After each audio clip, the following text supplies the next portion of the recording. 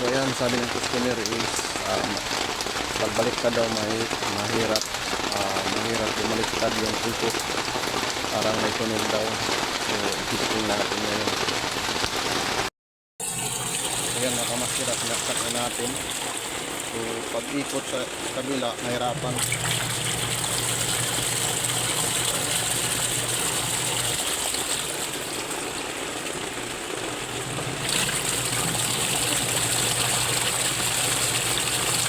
Dito tayo sa motor.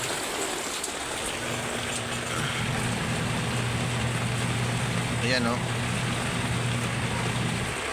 Pag inano mo sa ano, mahirapan sa pagbalik. So check natin master galing sa capacitor or sa gearbox.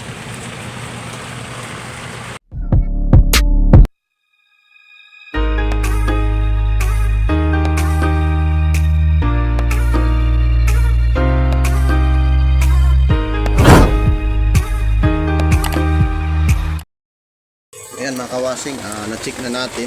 So dito na muna tayo nag-check sa capacitor.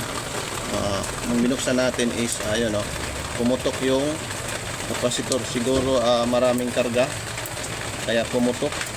So yung ano niya, value ng microfarad is 7.4.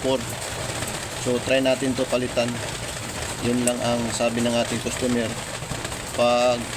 Pag reverse, mahirapan siya umikot as tumunog. Maingay daw doon. So na-check natin, hindi naman gearbox. So ito yung nakita natin. Try natin to palitan. Mga kamaster, ito yung papalit natin, 7.4. So bale, hindi na sila pareha na pa-square. Ito yung atin pabilog. So paano ba to i-check?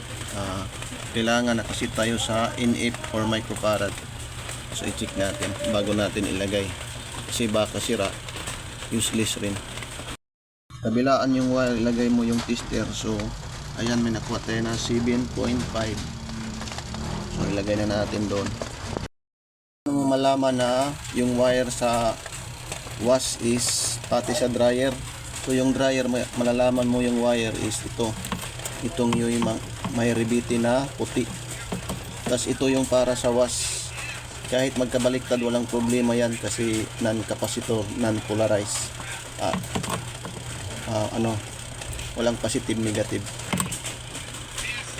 Dapat pag nagdugtong hindi masyado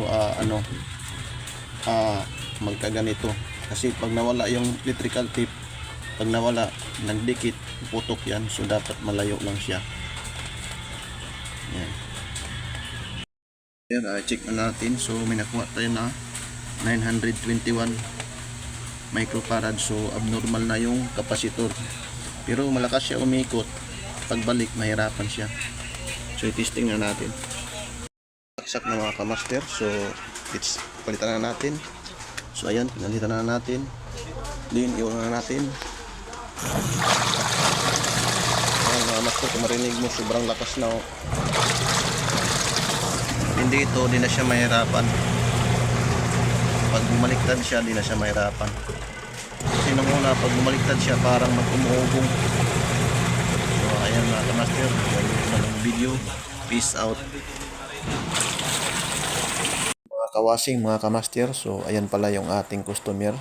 Si Sir, bago tayo umalis, tinisting muna natin at pinakita sa kanya para wala tayong back job. At pakita natin sa kanya kung hanggang kailan hanggang saan yung tubig dapat. Then bago umalis, so dapat tingnan muna yung tubig kung malakas umikot. Pag mahina, tatanggalan ng mga damit. So hanggang dito lang ang video. Peace out mga kamaster. God bless.